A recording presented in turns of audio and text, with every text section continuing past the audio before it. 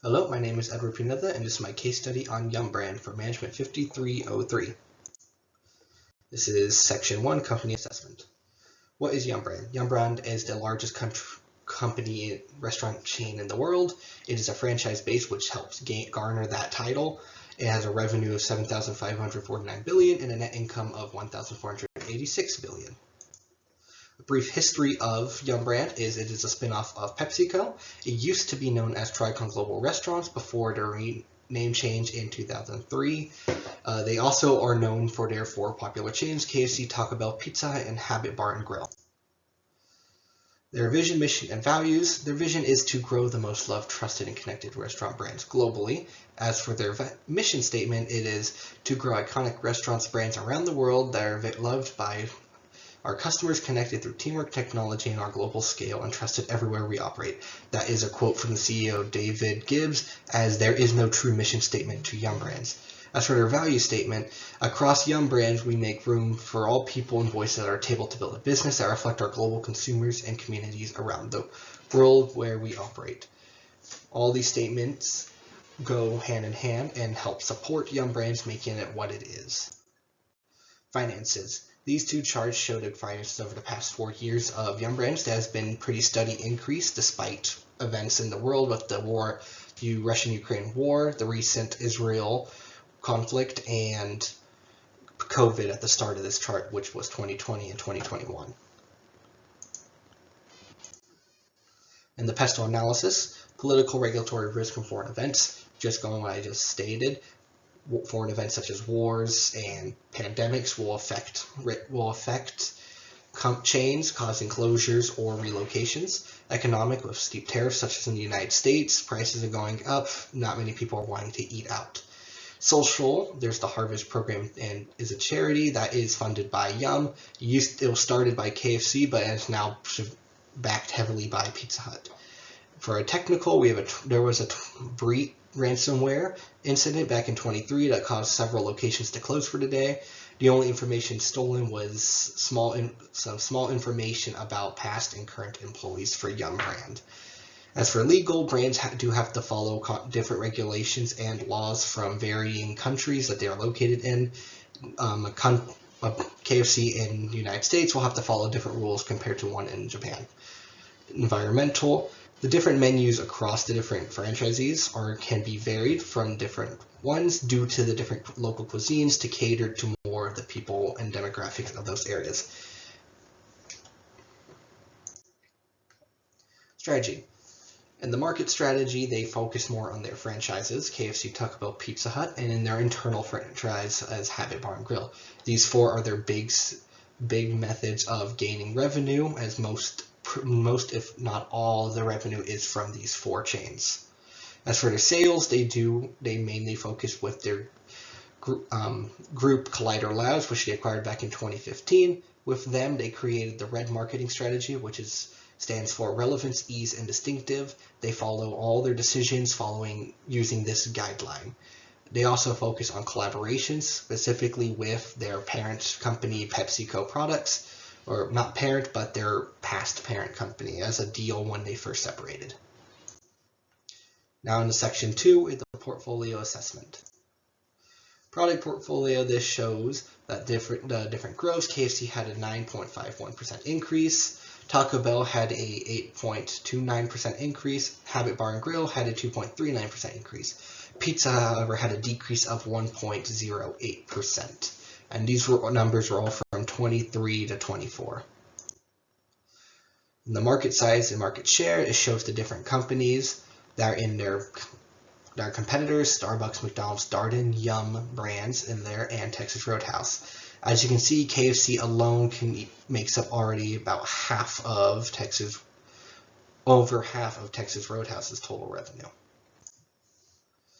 The company BCG matrix, you can see where they all stand, their percentage rates, with Taco Bell being relatively high, but with Habit being higher. However, Taco Bell and Habit stand on opposite sides on the market share.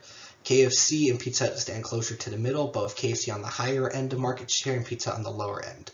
But they also are both on the lower end of market growth. KFC is their largest brand. It is main competitors with Chick-fil-A and Popeyes.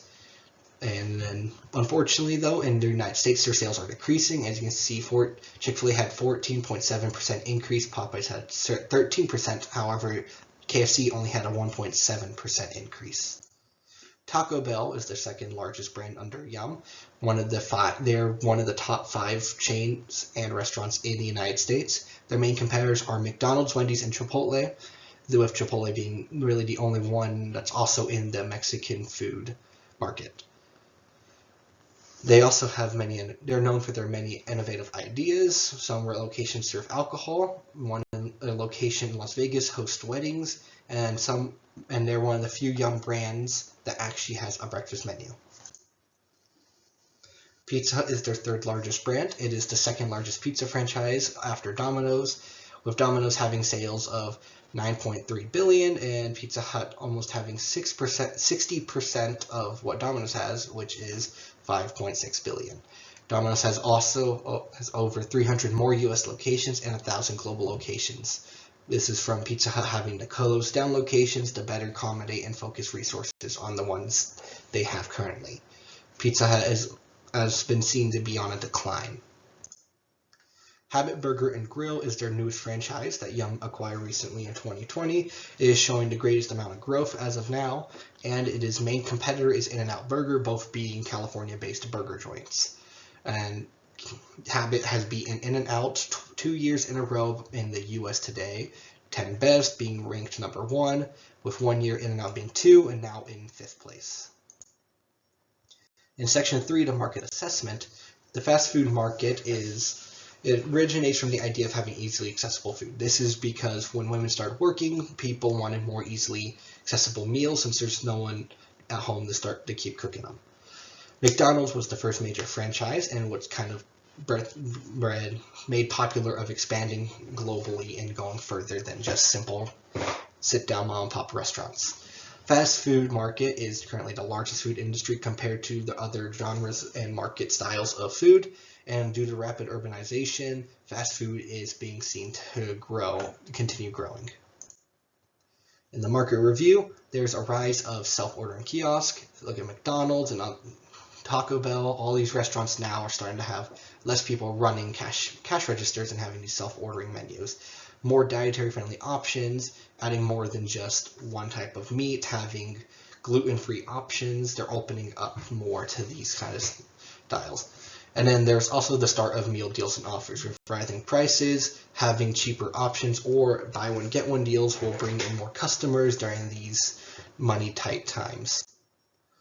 Near-term market drivers, there is more of a move to digital ordering. Mobile apps are becoming popular with almost everyone having a phone, even young children. More companies are switching to have more easier digital ordering services so you can order ahead. And these go in hand with the kiosks because you can pair them together. Some places will allow you to pair them together or scan QR codes. Rising ingredient prices is another thing that is affecting the fast food industry. With rising prices, ingredients are becoming more expensive, which are making companies have to sell their food a little higher to even accommodate for the high-priced foods. And then there's also the rise of ghost kitchen and virtual restaurants. Ghost kitchens are where you only have the kitchen, no sit down, and you just sell the food and people go off on their day. It is a fast food chain but cuts money by only needing the space for a kitchen. Virtual restaurants are similar, but you order online and they'll drop it off. In San Angelo we have Tiff's Treats, and they're pretty much a virtual restaurant where there is no location and they deliver the food straight to you. Long-term market drivers. For online, combining the kiosk and the mobile phones, we do have online ordering and loyalty programs, which are expanding way bigger on the apps, allowing more customer loyalty. Cutting menu items and adding limited items. Getting rid of items that don't sell well will save prices on not needing to buy certain ingredients. However, having limited items adds more interest to consumers. Having a limited time item will make consumers want to come buy it now before it's gone. And then the fast food market does continue to grow despite all these factors that are coming at them, with good ones and bad ones to fast food, because of urbanization is just going to keep growing. Now the competitor rankings. Here we have the rankings that I gave them, with Yum Brands being at a total 20, tied with McDonald's. Starbucks and Darden both got tied at 17, with Texas Roadhouse at a 19. All the factors going into it, food quality is going over. They're going over what people rated their food, and how they're cleanly and where they gather it from. Cost efficiency is how well they source their ingredients and sell it off to their consumers. Culinary trends are how well they follow current trends. As you see, Darden, known as their ways of staying stuck in their set ways and not changing, they scored a 1 due to that. Consistency is considered how consistent they stay with the market, with themselves, and how often your food comes out the same. Customer satisfaction was from customer surveys, and where I got the scores from a chart that lists the ranks, so the score was in who ranked highest. 5-force analysis. There's a threat to potential entrance, which is entrance is just medium. It is easy to enter but hard to become big. Threats of substitute products high due to a large number of other restaurants, from sit-down, other fast food, and quick other pickup foods. Threat of supplier power is low to medium. This is due to some big change like McDonald's and Yum can have leverage over the supplier, so it is more against the supplier where it's a high for them. And then for buyer power, it is high due to the consumers are what what control the market. If they're not buying something, then the restaurant has to adjust to it. Industry rivals are extremely high due to the amount of other fast food chains in there. It is a constant struggle for power to see who dominates and controls each market. The SWOT analysis for section 4. Strengths. It is largest fast food chain. Here we have the 5 strengths and 5 strategies. And then we have 5 weaknesses with their 5 strategies.